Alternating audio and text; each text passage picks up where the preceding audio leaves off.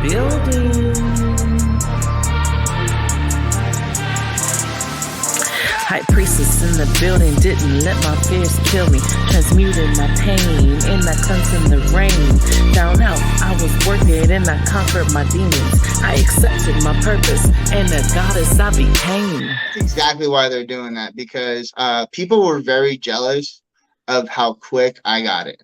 They were surprised. Some people were very jealous. They had been there for 2 to 3 years, couldn't get past step 5, couldn't get past step 3, couldn't surrender to a higher power. And there I am, within a matter of months, with my sponsor having me stand up and saying, hey, I'm completed my 12 steps. I am now open to sponsor anybody that wants to, that needs help, that I feel drawn to.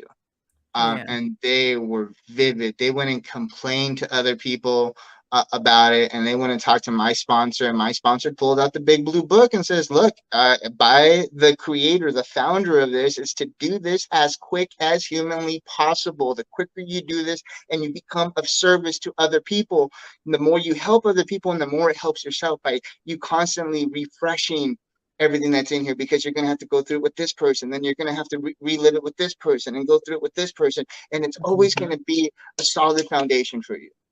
Right.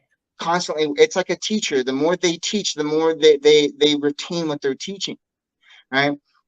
So it's the same thing, and it was a strong thing because I saw how many people have issues beyond addiction. There are so many people that are petty. There are so many people that do not want to see you get it. There's people who are betting.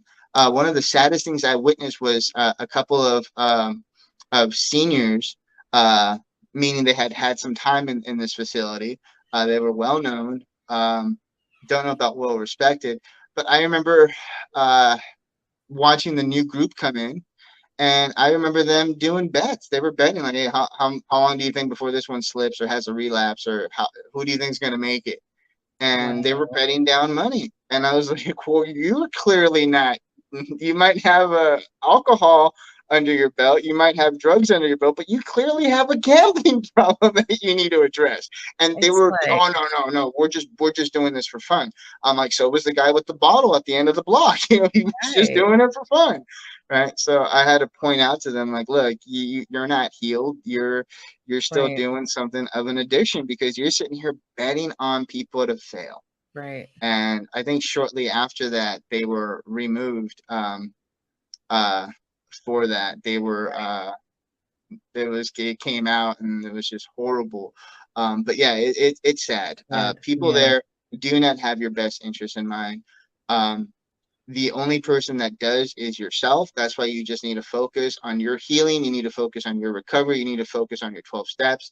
If she's at the point where she's working with a sponsor, that sponsor needs to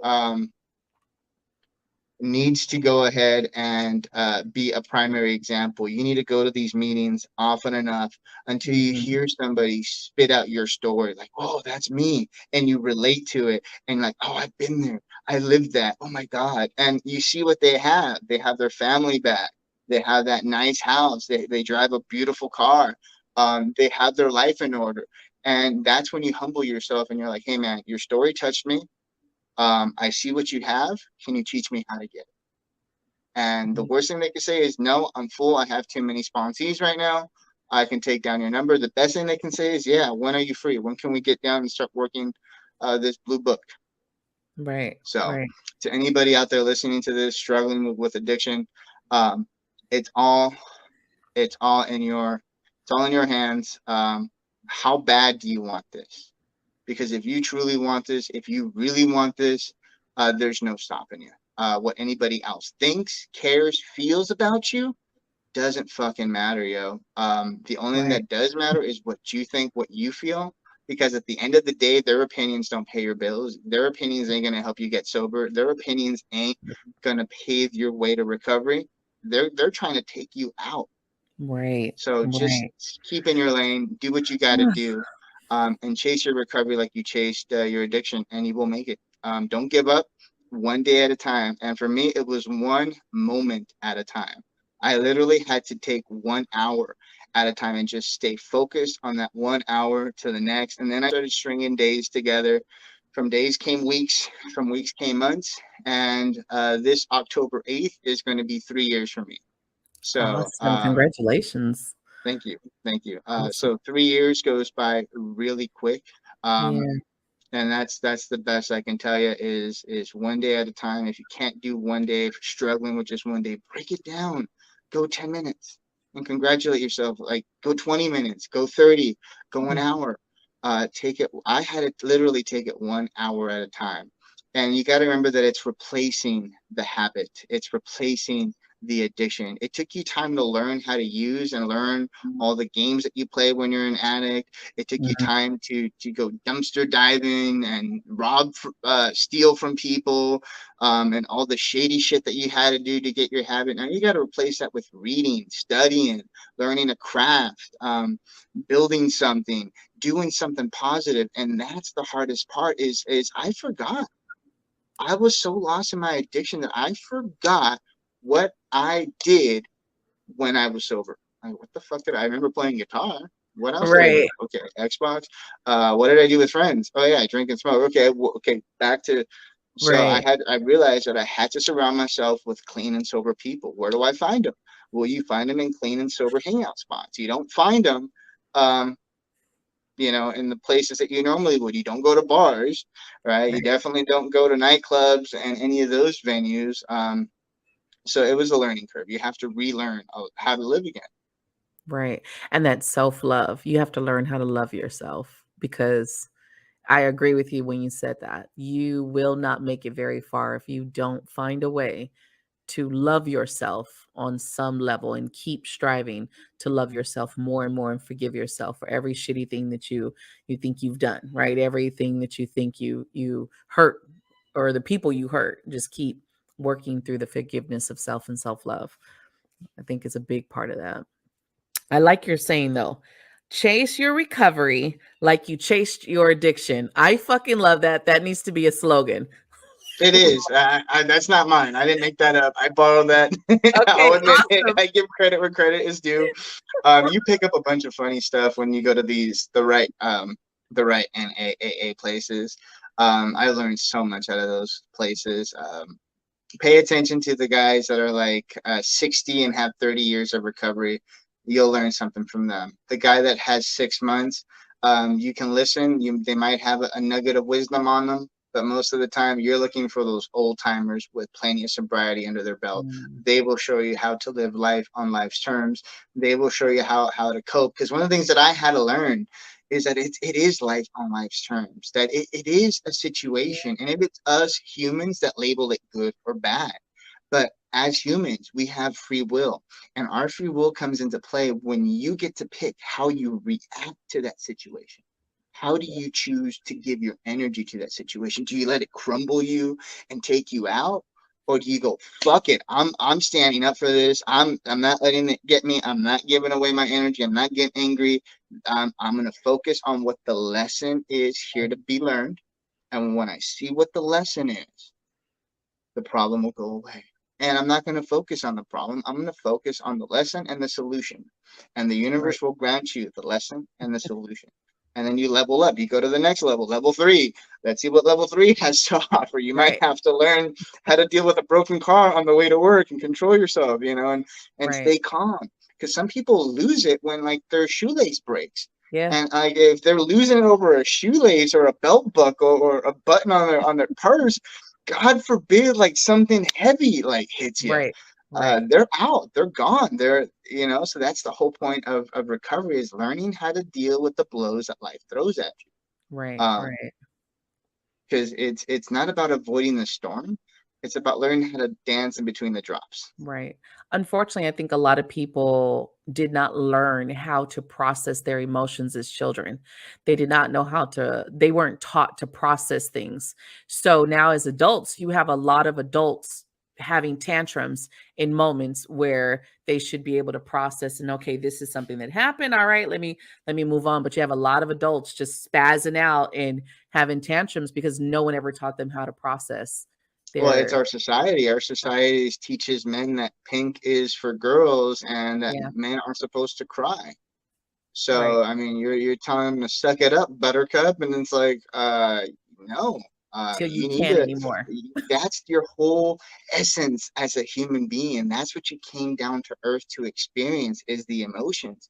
But the one thing that they forget to tell you is that your mind is you're a giant walking chemistry set. Every Right. thought, everything that your mind process breaks down to enzymes and proteins that produce little goblets of goo that your brain sucks up, and that is happiness, that is sadness, that is depression, and it's all up here. You are that factory that's producing all that. And the second you learn to control your mind, to be mindful of your thoughts, because where your thoughts go, energy flows. Right. You really have to be mindful of your thoughts, because one of the things that I had to learn in this program is whether you think you can or you can't, you're Mm. always going to be right. So I saw so many people that were like, I can't get it. I'm not, I can't do a day. I Yep. can't even do this. And I saw my sponsor tell him, you're absolutely right. So I'm not going to waste my time with you. And they're like, oh, they get all hurt and Right. offended. And he was trying to teach them something to Yeah. change their mindset. And it would take them because they're still in active addiction. They still have it in their system. They're still detoxing. Some would get it right away. And they're like, oh my God, you're right. I can't. I just have to change my mindset. Others, it would take them a week, 2 weeks, a month. Everybody has their learning curve before they realize that it was their thought process, that he just Right. wanted them to see that if they believed in themselves, they can do it. And if that they felt that they couldn't, that they never would. What you think you're going to do, you're going to do. So if Yeah. you think you can, you can. If you think you can't, you're always right, whether you think you can or you can't. And that's one of the things that I had to. That was a hard pill to swallow. I was like, "Fuck, Oh it yeah. is a." I can't blame this on anybody. There's like, fuck it, it's all me. Thanks, Yes. right? So I was, you realize that it's all you. There's Yeah. nothing, no one, no, there is nothing. It is all you, whether That's you what the make it or not. awareness, the awareness Mm-hmm. and accountability comes into it, which it is hard to swallow that pill. It's not an easy thing to fucking admit or just to be accountable for, because all our lives we've been used to saying society and the person and this person and that person did it and I'm a product of all of that. But our power comes from our reaction. And the crazy part is learning that part, like, oh shit, it may have happened but I didn't have to give energy to it. It may have happened but I didn't need to spaz out. It may have happened but I didn't need to let it break me. And that is something that is it's struggle, but once you get it, oh, shit starts changing. Life is My changing. Connect never called me asking me if I wanted that shit. My Connect never came and asked me if I wanted to go to the bar and get drunk. I showed up willing, like, let's do this shit. You know, Right. where Right. you at? How long you gonna be? No, that's all you, Right. right? I mean, I'm gonna say that it's like 0.03% of the population that actually has a gun to their head saying, "Smoke that shit, or I'm gonna blast you." The Right. other 99.7, uh, that's all you. That's all Mm, you. You have the choice to delete their numbers. You have the choice to surround yourself with better people that are clean and sober, that have something going with their lives. Because one of right. the biggest things that I learned spiritually was you have to surround yourself with the people that you want to become. If you Right. want to become a monk, you're not going to do it by hanging out with gangsters. It's just not going to happen. You're not going to meet Nope. that spiritual gangster that's going to blast you with love. He's not going to blast you because he loves you. He's going to blast you because you're wearing the wrong colors walking down the street. That ain't Ooh, the person that you want to surround yourself if you're no. looking for monkhood. So if you're looking to elevate your life, you have to surround yourself with the people that are already elevated, and you Right. learn from them. You learn through what they're doing, how they're acting, how they're behaving themselves, how they're composing themselves in certain situations, how they are applying their time and energy, and you copy it. You start dressing like them, you start walking like them, you start talking like them. Eventually, you become one of them. Right. Um, Right. and that's what you're striving for. So if you're struggling, change your environment, because it's not the Mm, oak tree growing in that little pot that prevents it from being that massive oak tree. It's the environment. It's the pot that it's in. It's not the soil. It's the cramped space that it's in. The second you take that thing out of that pot and you plant it in the ground, it's going to flourish. And that's what you're Right. looking for. You're looking to get out of your toxic environment so that you can bloom and blossom and be the person that you're meant to be. Now I was working and I conquered my demons. I accepted my purpose and the goddess I became.